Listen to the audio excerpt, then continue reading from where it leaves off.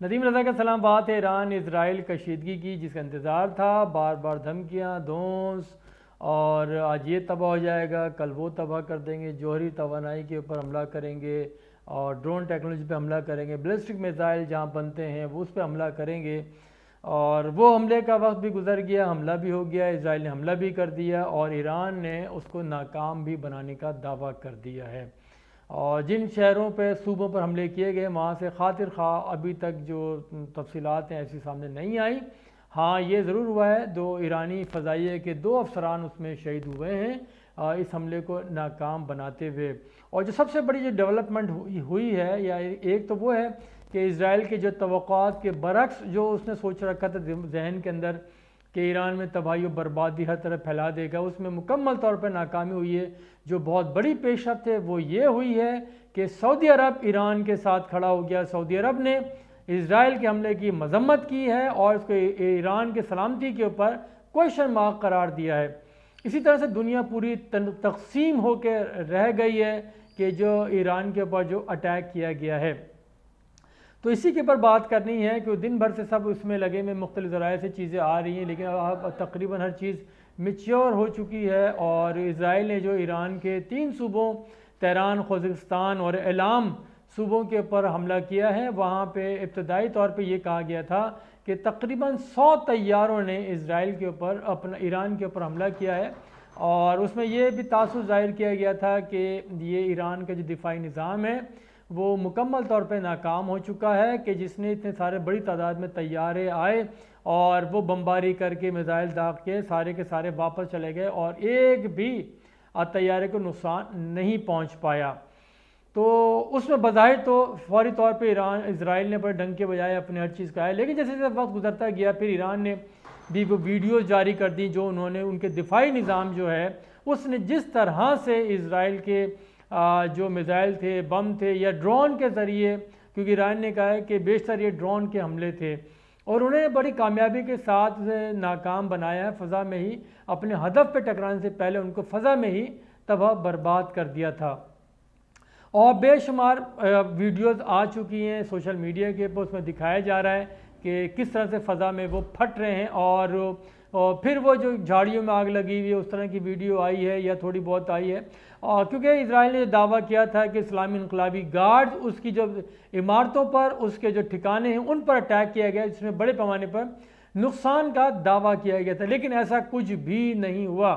جو میں نے کہا تہران اور خوزستان، ایلام صوبوں میں جس طرح سے جو یہاں پہ بیلسٹک میزائل ٹیکنالوجی اور ڈرون حملوں کے پر، ڈرون کی جو فیکٹریاں ہیں ان کو نشانہ بنانے کا دعویٰ کیا گیا تھا، وہاں پہ بھی ایسا کچھ نہیں۔ وہاں یہ ضرور پھر کہا گیا کہ جو 3 اس کی ایئر بیسز تھیں اس کے اوپر اٹیک کیا گیا ہے، تو وہاں سے بھی کوئی ایسی اطلاع سامنے نہیں آئی ہیں۔ جو ایران کے جو ایئرپورٹ ہیں، امام خمینی ایئرپورٹ اور دوسرا ایئرپورٹ، وہاں پہ بھی معمول کے مطابق سرگرمیاں جاری رہی ہیں، اور اسی طرح سے معاملات زندگی تہران اور پورے ایران کے اندر جاری و ساری ہیں۔ اور جو دعووں کے برعکس ایسا کچھ نہیں ہوا، ایران نے اس کا بتا دیا ہے اسرائیل کو، امریکہ کو، اس کے دیگر خطے کے جو حامی ممالک ان کو بتا دیا ہے کہ جو اسرائیل کا جو آئرن ڈوم سسٹم تھا، دفاعی نظام، جو حزب اللہ اور اسرائیل نے ناکام بنایا ہے، اس کے ڈرون جو یعنی کہ نچلی جو پرواز کر کے اٹیک کرتے ہیں، اس کو یہ آئرن ڈرون وہ اس کو ناکام بناتا ہے۔ اور حزب اللہ کے پاس جو ڈرون ہیں وہ نچلی سطح کے پر ٹریول کرتے ہوئے حملہ کرتے ہیں۔ ابھی تک تقریباً جتنے بھی حزب اللہ نے ڈرون مارے ہیں وہ جو اپنے ہدف کے اوپر جا کے لیں۔ سب سے پہلا اور بڑا جو ہدف تھا گولان کی جو گولان بریگیڈ تھی، اس کے اوپر اٹیک کیا تھا، جس میں کئی فوجی مارے گئے تھے۔ پھر نیتن یاہو جو وزیر اعظم اسرائیل کے ہیں، ان کی رہائش گاہ کو نشانہ بنایا تھا، اس میں تباہ کیا تھا گھر ان کا۔ اور اسی طرح سے ایران نے بھی جو بیلسٹک میزائل داغے تھے وہ ان کی ایئر بیسز پہ لگے، جو یکم اکتوبر کو اٹیک کیا تھا ایران نے، وہ حسن نصر اللہ اور حماس کے رہنماؤں اسماعیل ہانیہ کی شہادت کا بدلہ لینے کے لیے اٹیک کیا تھا۔ اس کے جواب میں اب یہ 25 دن کے بعد یہ اسرائیل نے اٹیک کیا ہے، اور پہلے کہا تھا کہ جو اس کا جوہری پلانٹ ہے اس پر حملہ کیا جائے گا، پھر تمام لیکن ایسا کچھ بھی نہیں ہوا۔ پھر اب یہ بھی آ رہا ہے سننے میں کہ پہلے سے ایران کو بھی بتا دیا گیا تھا اور امریکہ کو بتا دیا گیا تھا، یہ ایک سیریمونیل اسٹرائک ہے، اور جیسا کہ ماضی میں کہا جاتا رہا تھا کہ ایران اٹیک کرتا تھا وہ سیریمونیل یعنی کہ صرف ایک علامتی حملہ ہوگا، اور بالکل اسی طرح سے یہ ایران کے اوپر جو اٹیک ہوا ہے اسرائیل کی جانب سے، بظاہر اس وقت تک وہی علامتی سیریمونیل ہی دکھائی دے رہا ہے، کیونکہ اسرائیل کا جو اٹیک تھا وہ ایران کا دفاعی نظام ہے جو ناکارہ بناتا ہے میزائلوں کو، ڈرونز کو، وہ اس کو دھوکہ دینے میں وہ مکمل طور پہ ناکام رہا ہے۔ اور ایسے میں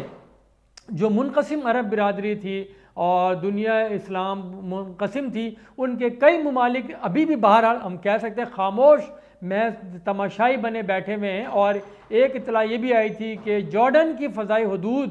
استعمال کی گئی ہے، لیکن اس کے اوپر ایران یا جارڈن کا کوئی رد عمل سامنے ابھی تک نہیں آیا ہے۔ تو یہ ساری صورتحال اس طرح سے رہی ہے کہ کوئی خاص نقصان نہیں پہنچا، اور جو بلند باند دعوے کیے جا رہے تھے کہ اسرائیل اس کو مارے گا، پھر اس کے بعد ایک اور یاد آئی، تو پھر اس کے پر اسرائیل نے یہ بھی کہہ دیا ہے کہ اب حملہ ہو گیا ہے تو دوبارہ حملہ کیا گیا تو انتہائی سنگین نتائج ہوں گے، اور اس کے اوپر جو چوری اور پھر سینہ زوری اور ظلم کر رہے ہیں اس کے بعد اس کا جواب کو بھی منع کریں۔ امریکہ اور برطانیہ وہ کہتے ہیں کہ اسرائیل کو پورا رائٹ تھا اپنا دفاع کرنے کا اور بدلہ لینے کا، لیکن اب